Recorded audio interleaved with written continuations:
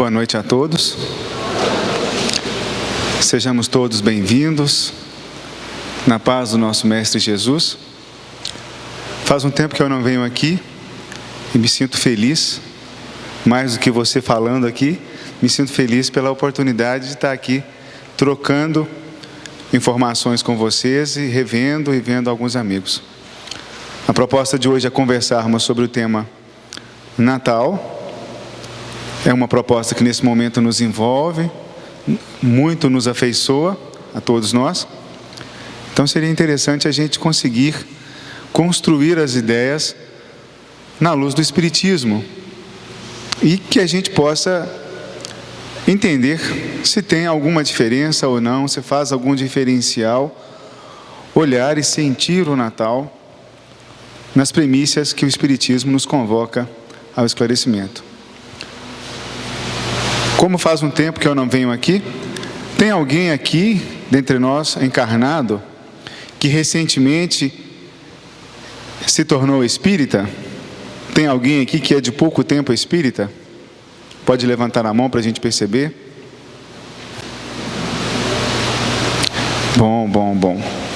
Eu sempre pergunto isso, porque a proposta espírita, antes de qualquer outra questão, ela tem o objetivo de consolar a todos nós e esclarecer.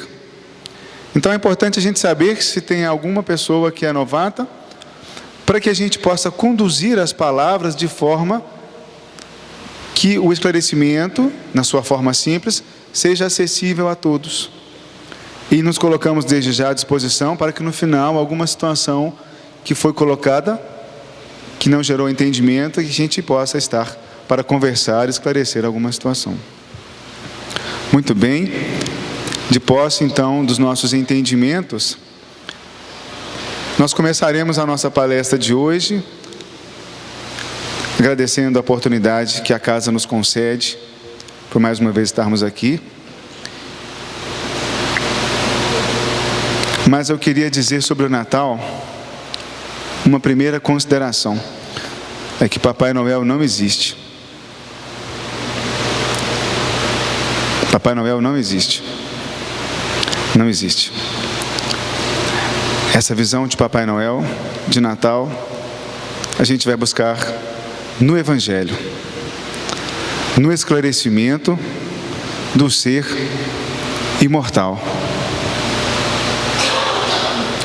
Porque quando nós adentramos aquela porta, quando nós decidimos estudar, conhecer, nos envolver com as ideias espíritas, as questões transitórias e passageiras, elas passam a ter para nós uma importância secundária ou até mesmo uma importância de terceiro plano.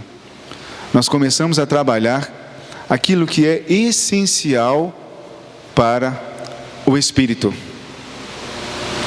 Aquilo que é essencial para o tempo do espírito. Então, muitos dos nossos comportamentos, muito das nossas ideias transitórias, passageiras e apegadas, elas vão sendo naturalmente deixadas de lado, porque nós vamos construindo e adquirindo novos hábitos, através do conhecimento e do esclarecimento que a proposta da doutrina espírita nos propicia. E isso acontece nos seus vários níveis. Então, quem está chegando aqui nessa palestra pode percebê-la de um jeito, quem tem mais envolvimento, conhecimento, pode percebê-la de outro jeito, e isso vai variar de acordo com a nossa capacidade de compreensão, com a nossa maturidade. A espiritualidade já percebe isso em nós, mas porém com uma diferença. A espiritualidade, quando olha para todos nós, ela não vai ver o Everton encarnado, ela vê o espírito imortal. É como o lavrador que, ao lançar a semente da laranja, ele vê na semente a laranja. E às vezes muitos de nós vemos apenas a semente. Não percebemos a grandeza que ali está. Às vezes a gente olha, pega uma laranja e quem tem mais experiência pode falar o seguinte: aqui tem tantas sementes. Mas a visão da espiritualidade sobre nós é a seguinte: é pegar a semente e falar, aqui tem ou terá muitas laranjas. É uma outra visão, é uma outra perspectiva, é uma outra ótica.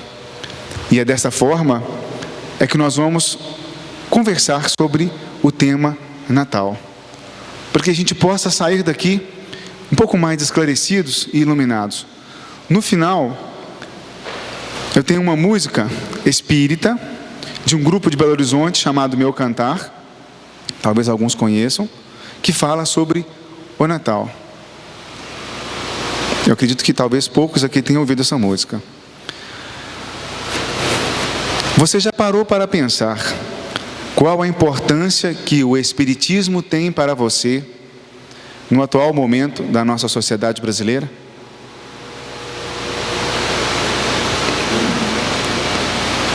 Porque se nós não entendermos a importância que tem você entrar por aquela porta, você ser espírita, ou você buscar ser espírita, começa daí o entendimento de um posicionamento que devemos começar a elaborar na vida que levamos. Eu sou espírita. Sim. E daí? O que isso significa para mim? Que importância tem para mim? O Espiritismo, de acordo com o último censo, é a principal religião que mais cresce no Brasil. São dados do último censo.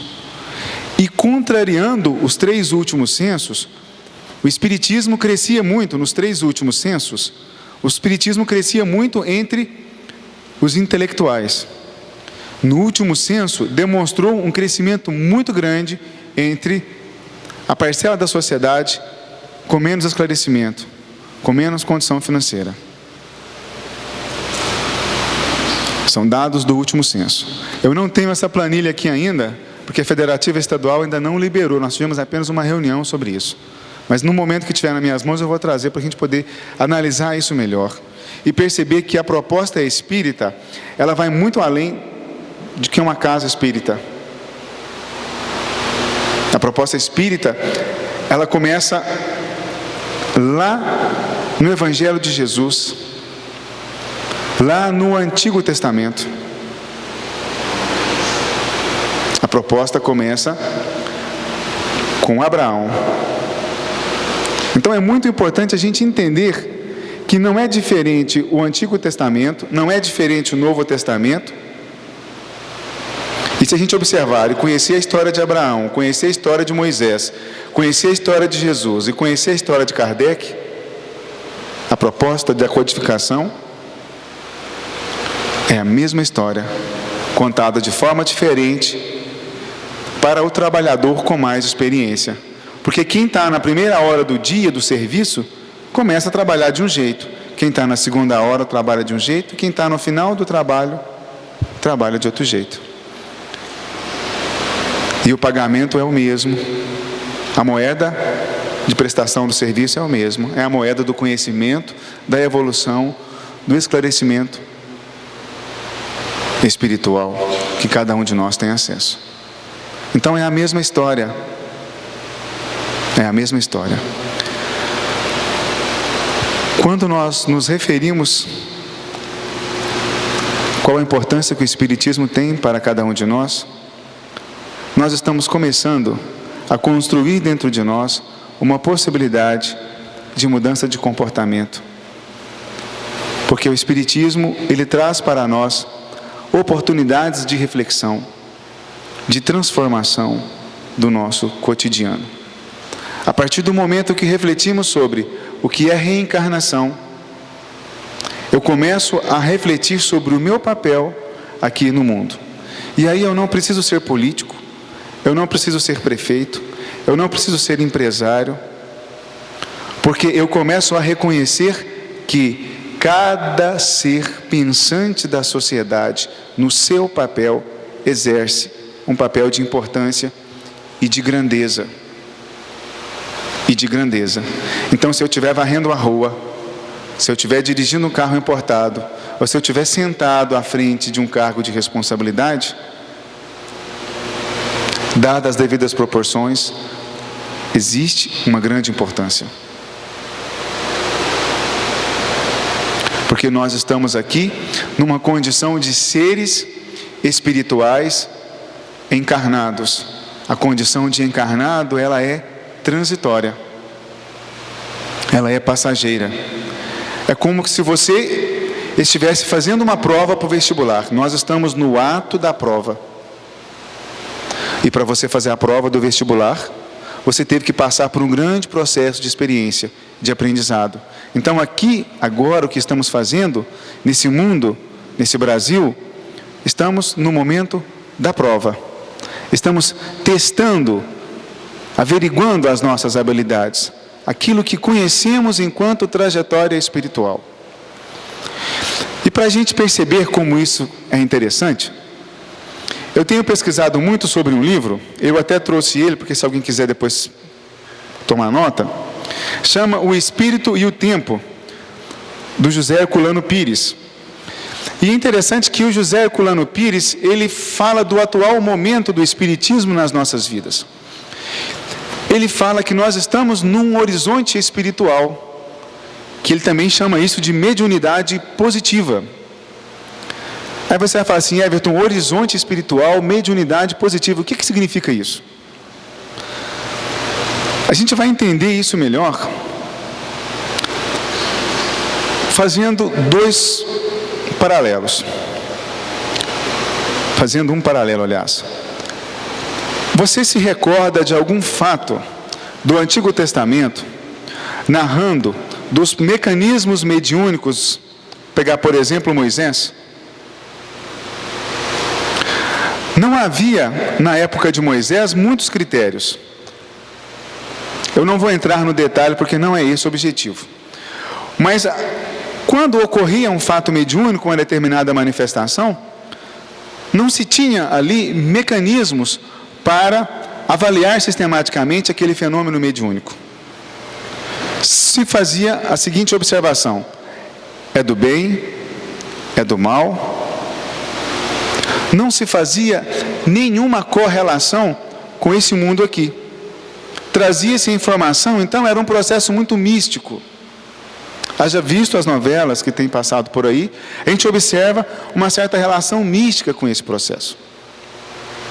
Muito bem.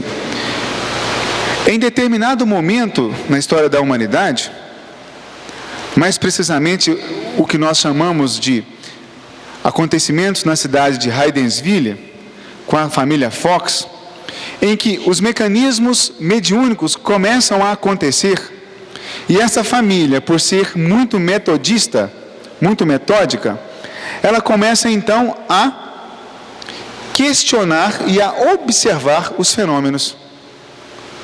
Embora no Antigo Testamento se tenha-se observações e processos comparativos dos fenômenos mediúnicos, isso vai se dar com maior clareza a partir para a humanidade, com Hydensville, o fenômeno das irmãs Fox.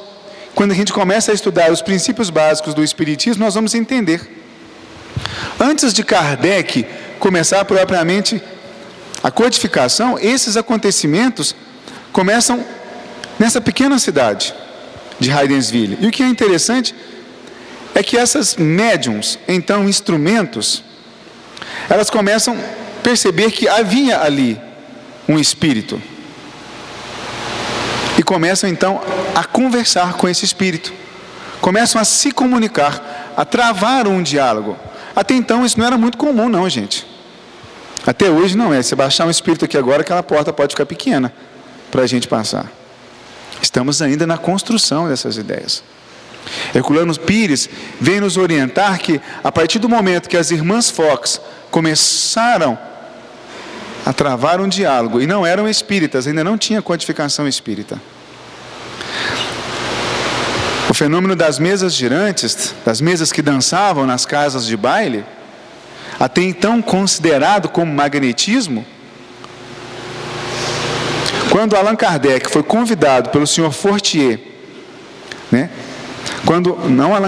quando Hippolyte Léon Denisard Rivail foi convidado pelo senhor Fortier a ir, imagina bem essa mesa aqui flutuando para a direita e para a esquerda sem nada segurando ela. É interessante para o fenômeno científico. Então Allan Kardec, que já estudava, Hippolyte Léon Denisard, que já estudava o magnetismo há mais de 30 anos, quando ele ficou sabendo dessa história, ele falou assim: gente, isso é magnetismo. Hein? Uma pessoa que estuda um processo teórico durante 30 anos, ele domina com a ciência. Muito bem. Hippolyte Léon Denisard, então, visita as festas, conhece o fenômeno e percebe que ali existe algo mais do que magnetismo. Percebe ali uma existência de um outro universo, do universo espiritual. Ele começa a pesquisar e então se tem aí codificado o espiritismo, organizado para que você possa entender. Então é necessário que a gente entenda de fato o que é espiritismo. E por que é que eu estou falando sobre isso, cujo tema é noite?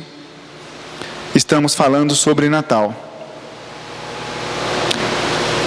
Porque como nós todos aqui, e aí pode ser novidade para alguns, mas para a maioria eu acho que não. Como nós todos aqui somos espíritos milenares, não existe nenhum espírito hoje no orbe do planeta Terra, de acordo com o livro A Caminho da Luz, que não teve a oportunidade de sentir as vibrações de Jesus. E Jesus já passou aqui há mais de 2000 anos. E como ele diz no Antigo Testamento, como diz no Evangelho de Jesus, antes de Abraão ser, eu já era. Então já tem um tempinho que a gente está aqui, que a gente sente as vibrações de Jesus. Talvez é porque a nossa vista ainda esteja embaralhada, os olhos nossos espirituais. Não é novidade falar de Jesus no planeta. Não é. Talvez, pode ser novidade para alguns, é devido à resistência ainda no campo do coração. Então, ao adentrarmos nas questões espíritas, nós temos a oportunidade de mudar os nossos comportamentos.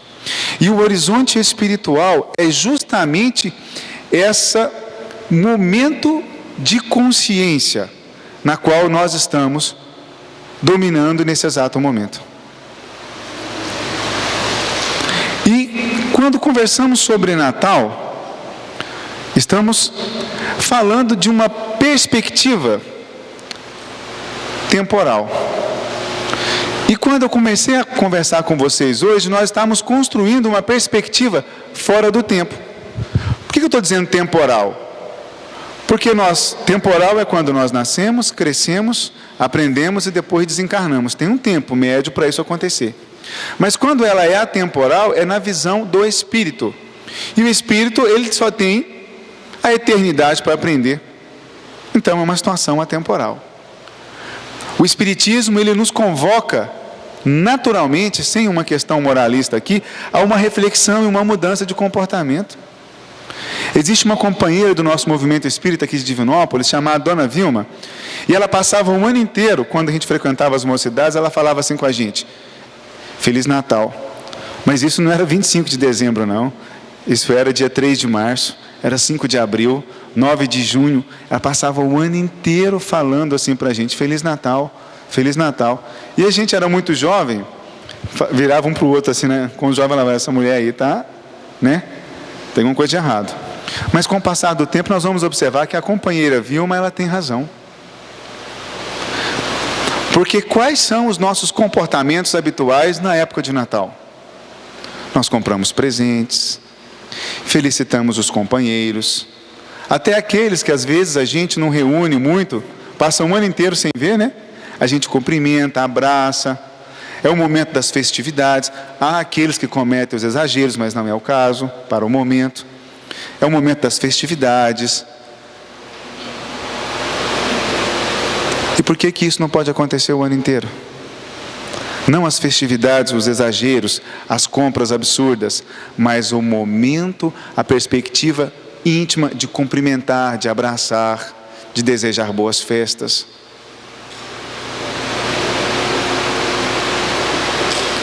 Não é um desafio?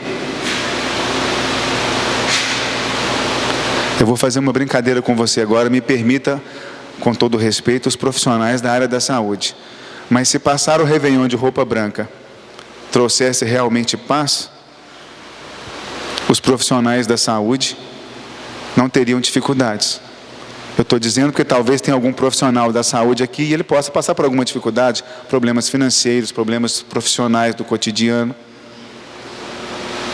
Então, nós estamos nos convocando a uma mudança de comportamento no campo da consciência, no campo do esclarecimento e no campo do coração. Não é a cor da roupa que define. Por isso que eu falei que Papai Noel não existe. Não é a cor da roupa que define, mas é a perspectiva que eu trago no coração e na consciência, é que me direciona. E o horizonte espiritual fala justamente disso. Da mudança de hábito, da perspectiva do conhecimento. E Allan Kardec e Herculano Pires, no livro Espírito e Tempo, ele fala justamente disso. Herculano Pires fala que a perspectiva do horizonte espiritual, de entendermos a vida na ótica espiritual, ela só tem sentido após o avanço da ciência. Porque hoje, quando se fala de espírito, não é porque Allan Kardec escreveu, mas é porque se pode provar cientificamente. Existem grandes faculdades fora do Brasil, nos grandes centros do desenvolvimento da educação, em que espiritismo é matéria de curso superior e é matéria de laboratório.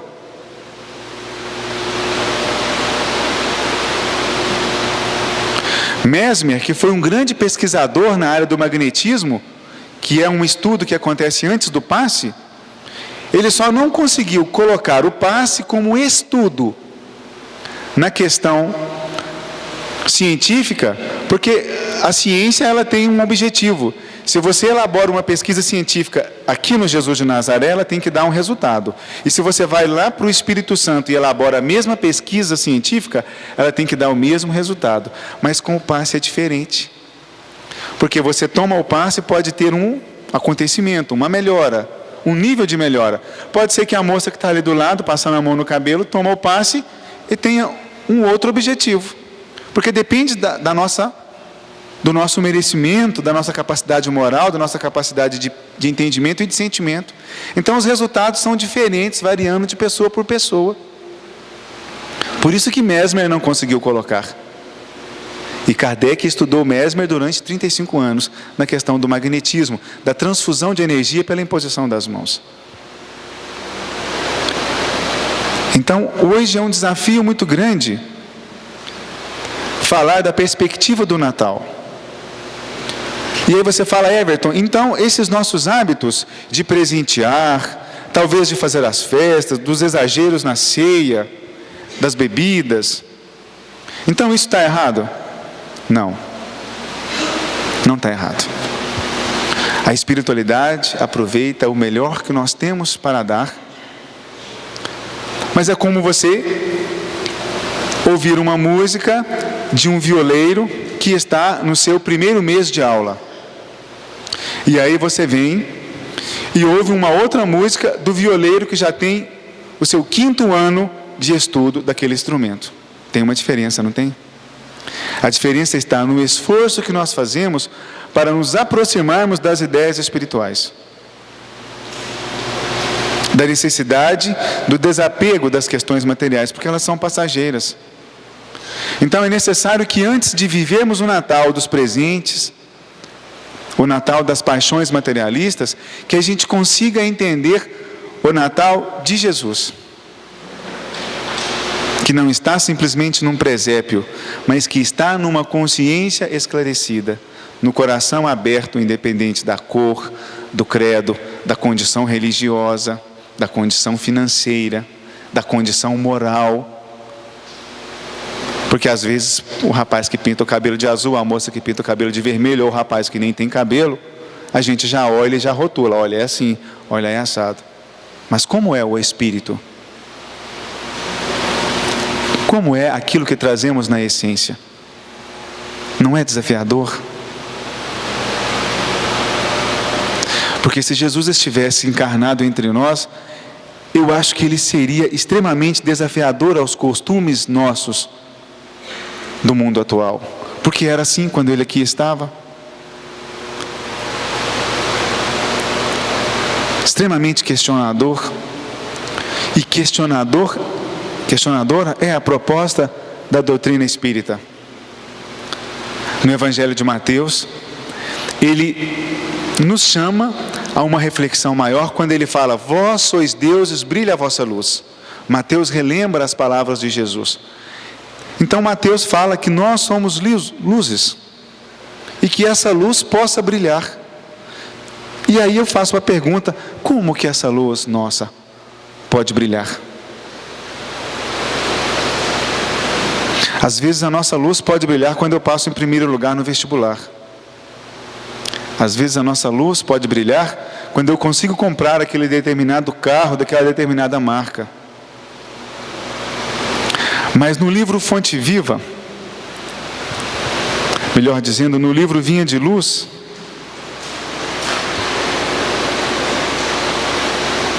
na lição 159, cujo o assunto é brilhar, Emmanuel nos chama a uma reflexão que é interessante.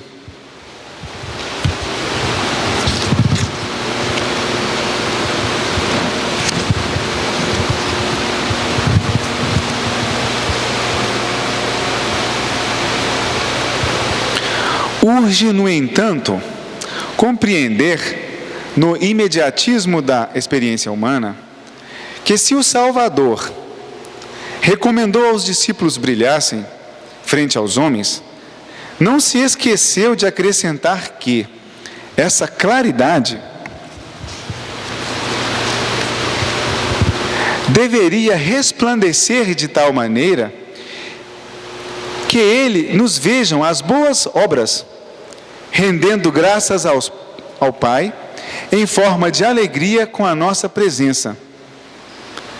Ensinemos o caminho da redenção, tracemos programas salvadores onde estivermos. Brilhe a luz do Evangelho em nossa boca ou em nossa frase escrita, mas permanecemos convencidos de que se esses clarões não descortinam as nossas boas obras, seremos invariavelmente recebidos no ouvido alheio ou no alheio entendimento entre a expectação e a desconfiança, porque somente infundindo o pensamento de verbo e ação no ensinamento do Cristo Jesus, haverá em torno de nós glorificação construtiva ao nosso Pai que está no céu. Não adianta fazermos as transformações no campo das aparências. Elas precisam estar no campo do entendimento, no campo do sentimento e no campo das boas obras. Porque quando a nossa perspectiva de transformação é espiritual, nós percebemos que muito mais do que pessoas encarnadas aqui, nós temos também as companhias espirituais, que elegemos no campo da afinidade espiritual, no campo do coração. Dezembro, que é uma data convencionada do nascimento de Jesus. Que a nossa perspectiva natalina seja o nascimento do Cristo Jesus nos nossos corações, na nossa consciência esclarecida. E aí eu pergunto, que dia então é o nascimento do Cristo Jesus? Na nossa consciência e no nosso coração? É dia 25? É dia 24? É dia 1º de janeiro? Ou se não é a todo o instante na qual nós percebemos um irmão que necessita de um carinho, de um atendimento fraterno, de uma acolhida, de uma questão financeira às vezes,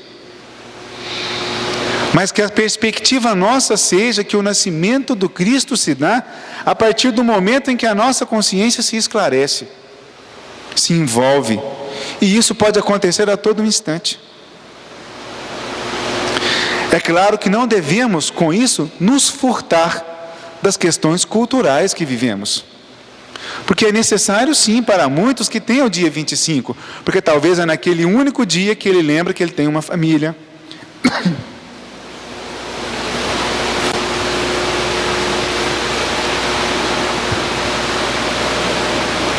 Que ele possa, então, encontrar com os familiares, que ele possa rever os amigos, abraçar um pai que tem muito tempo que não conversa, abraçar um irmão fruto de dissidências outras. Essas datas convencionadas, elas são importantes porque elas nos ajudam a entender muito da nossa cultura e das nossas necessidades essenciais que são espirituais. Que a gente vá avançando nesse caminho, nesse mecanismo. O horizonte espiritual na qual nós estamos inseridos, ele se manifesta de acordo com a compreensão nossa de cada dia, de acordo com o entendimento de cada um. Então, cada um de nós aqui, com certeza, haverá no campo do sentimento e do entendimento uma compreensão e uma visão do Natal. Mas que os nossos esforços sejam, de fato, para perceber o Natal na visão de Jesus. E isso é tão interessante que os livros, na psicografia de Chico Xavier, eles relatam que essa perspectiva do Natal, enquanto processo cultural, enquanto data do dia 25 de dezembro, ela torna os corações de todos do planeta mais espiritualizados.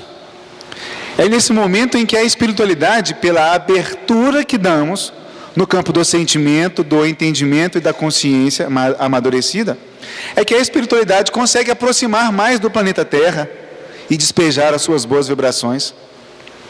Porque nós, de acordo com o sentimento e com as vibrações do Natal, damos abertura. Enfeitamos as nossas casas. Agora, isso poderia acontecer em outros momentos. Mas é porque a nossa consciência daquele espírito milenar, ainda atrelada a hábitos convencionados de outras etapas, não abre espaço.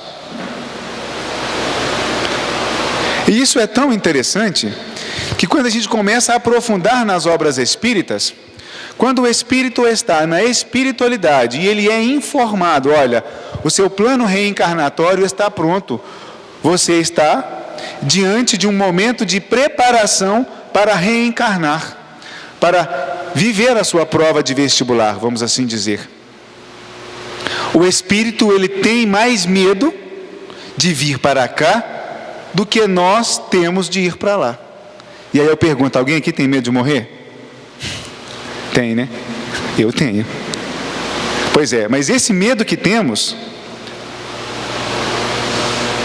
sem analisá-lo na sua profundidade, esse medo que temos, ele é maior, o medo que temos de lá para cá é maior do que o que temos daqui para lá.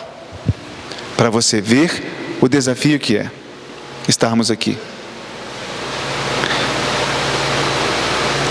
Basta a gente começar a conversar de coisas que até agora eu não abordei. Mas vamos falar de perdão? Vamos falar de paciência?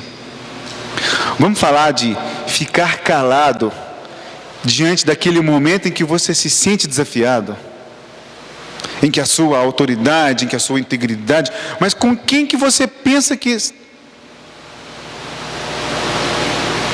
Cala. E a proposta que eu li para você aqui, não é só do calar, não. Ela vem também do sentir e do pensar.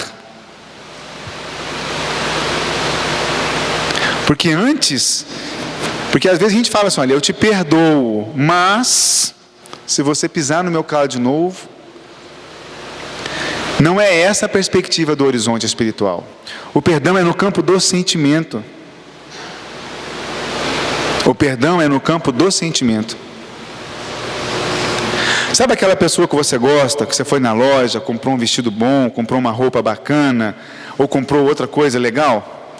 Você conseguiu fazer isso nesse Natal, apesar da nossa condição financeira, né? Está meio assim, balançada nesse momento pelas questões que nos envolvem. Mas você conseguiu fazer isso? Bem, sabe aquele inimigo que você tem?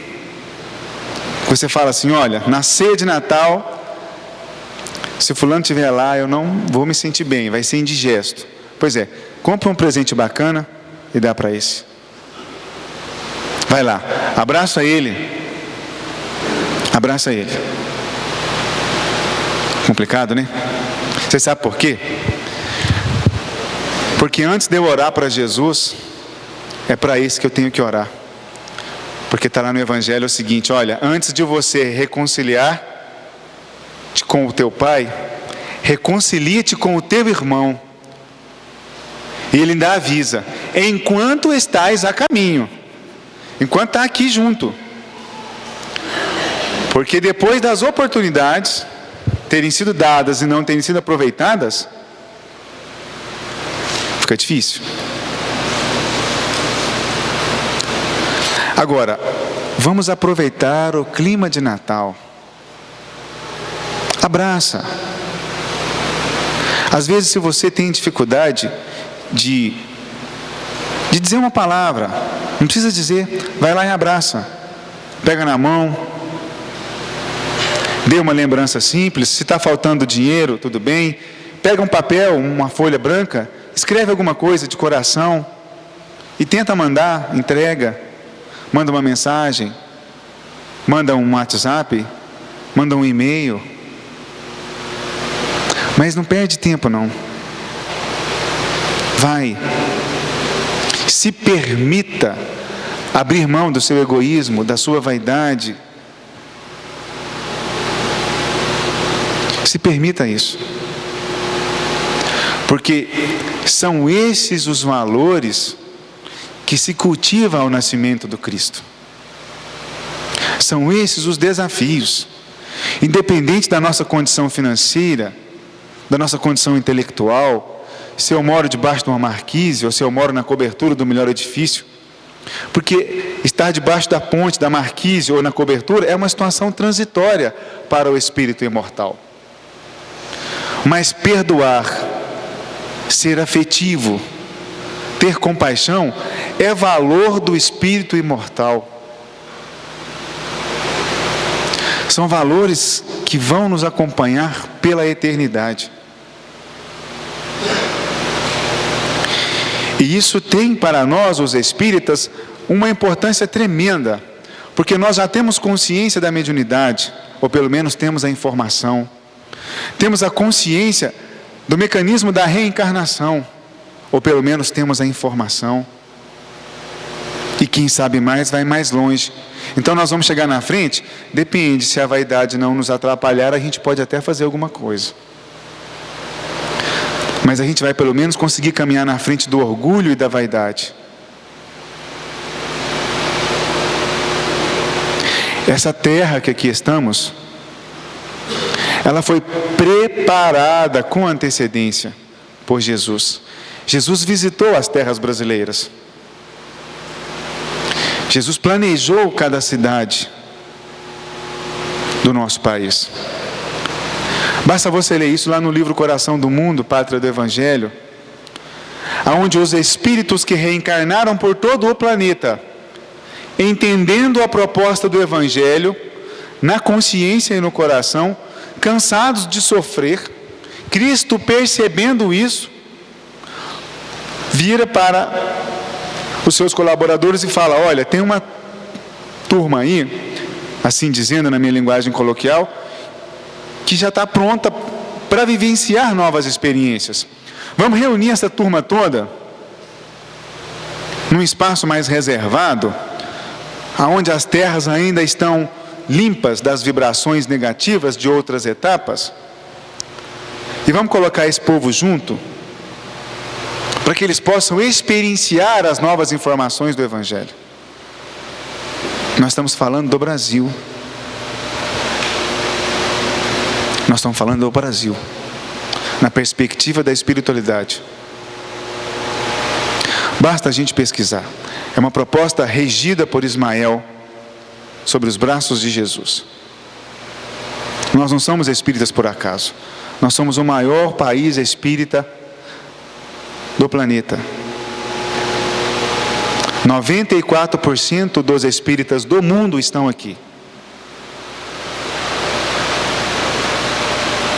Eu estou falando de dados estatísticos, mas é para representar a grandeza que tem essa proposta aos nossos corações. Então não perde tempo não. Quer fazer parte dessa estatística? Quero.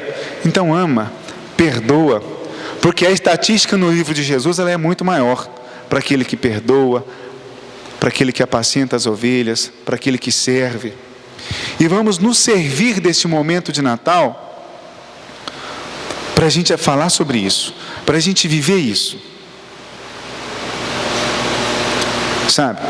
Para que a gente possa, hoje ao chegar em casa, fazer uma prece sincera no campo do coração para aqueles que estão à frente da nossa cidade, para aqueles que estão à frente do nosso estado e do nosso país. Porque lembra quando eu falei da questão de quebrar os velhos hábitos de outras etapas? Eu falo também da visão errada que nós temos sobre aqueles que colocamos como políticos. Chega de falar mal. Sabe por quê? Porque existe uma proposta espiritual para você, para mim e para eles. E para nós, estamos no mesmo barco. Será que alguém, antes de falar de uma situação de um determinado político, lembrou de fazer uma prece sincera para ele? Porque se eu estivesse lá no lugar dele, eu queria que alguém rezasse para mim. Porque o desafio é grande. É muita informação, é muita responsabilidade. E a gente tem que quebrar o grande hábito errado de transferir para o outro a responsabilidade. E começar a assumir a nossa responsabilidade individual enquanto cidadão espírita, enquanto cidadão comum. Às vezes eu reclamo que houve uma transferência de uma quantidade financeira, eu emito um pensamento, e aí quem é espírita e estuda sabe qual é a importância das vibrações positivas. Eu emito porque um pensamento, mas houve um desvio de verba, e aí tem os nomes dos projetos e tal, né? Pronto. Tá vendo? É político, é isso.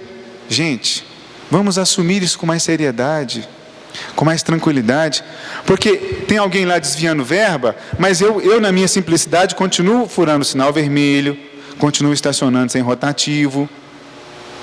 É a mesma questão, só que eu estou sem terno e gravata. A mesma responsabilidade política que os nossos governantes têm, eu também tenho. Porque eu também faço política com a minha família, com os meus clientes, com o meu patrão, com a minha esposa, com a minha noiva, com o meu filho. Até com Jesus. Senhor Jesus, você me abençoa de eu ganhar na Mega Sena da virada, porque aí eu vou ajudar o próximo. Quantas vezes já fizemos barganha com os amigos espirituais? Não é uma hora de renovar os nossos hábitos? Não é uma hora de consultar na nossa consciência e nos colocarmos em pé de igualdade?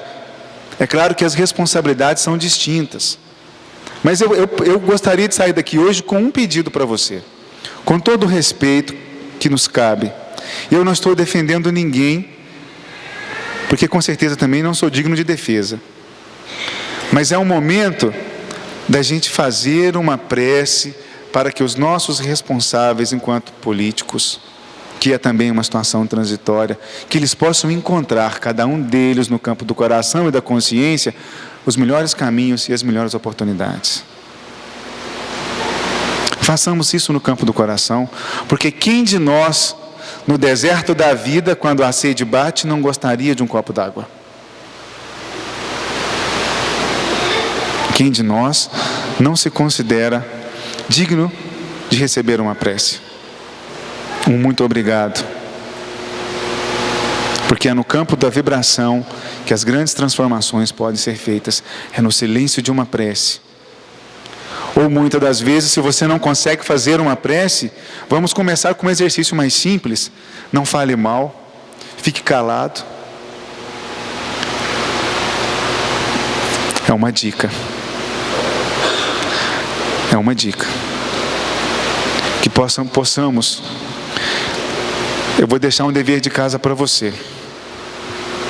Porque nós vamos até que hora, seu Pedro? 15 para as 9? 15 para as 9? O Sérgio está dizendo que pode ir até às 3 da manhã, mas eu vou ser fraterno com você, nós vamos até agora, 15 para as 9. Eu vou deixar um dever de casa para você. Chega na sua casa, vai na internet, você que tem acesso, os que não têm acesso procura com os amigos, o livro Coração do Mundo, Pátria do Evangelho. Há informações que até a nossa companheira presidente Dilma Rousseff tem acesso ao livro. Leia a introdução do livro Coração do Mundo, Pátria do Evangelho. Eu vou pedir para você ler só a introdução. Eu espero que na introdução você se motive a ler o restante. Fala do projeto espiritual para o Brasil. Cada país tem o seu projeto, mas o projeto espiritual do Brasil é ser coração do mundo, pátria do Evangelho de Jesus. Isso não é proposta para qualquer um, não. Isso é proposta para você. Isso é proposta para mim. Isso é proposta para nós, para os espíritas, para os evangélicos, para os católicos. Porque espírito não tem rótulo.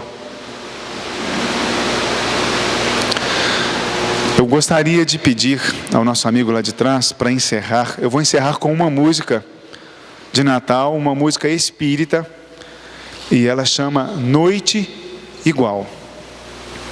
Que você possa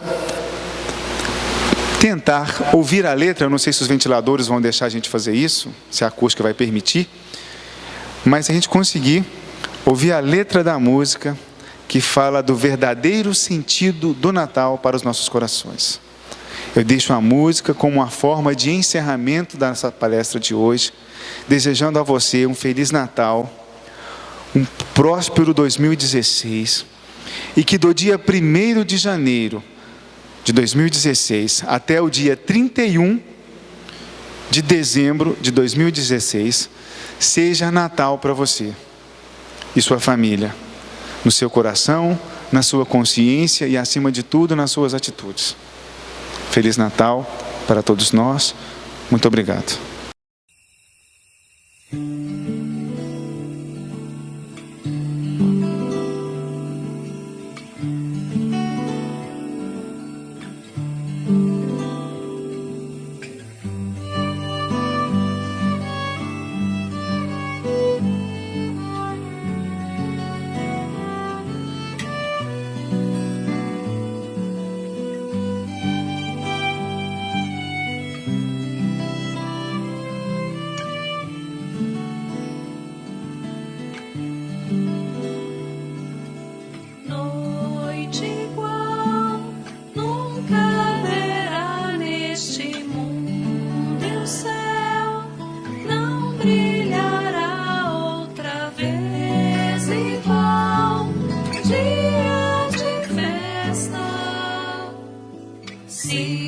Sideral, anjos cantando, é Natal, nasceu o Cristo, o Mestre irmão, para mostrar que no coração há um lugar para todo irmão, sem cor, sem raça, sem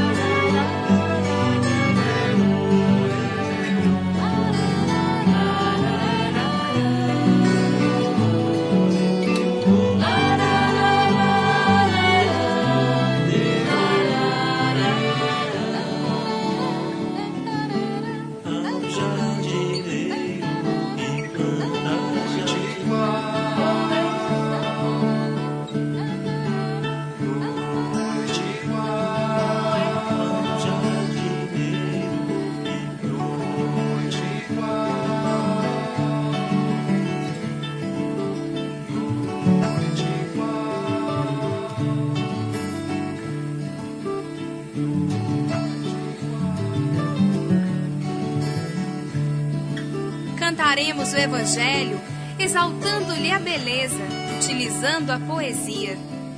Cantaremos o Evangelho para levarmos a verdade, acalentando os corações. Cantaremos o Evangelho para iluminar nossos caminhos e clarear a consciência e nos guiar até o seu ninho, reino de amor.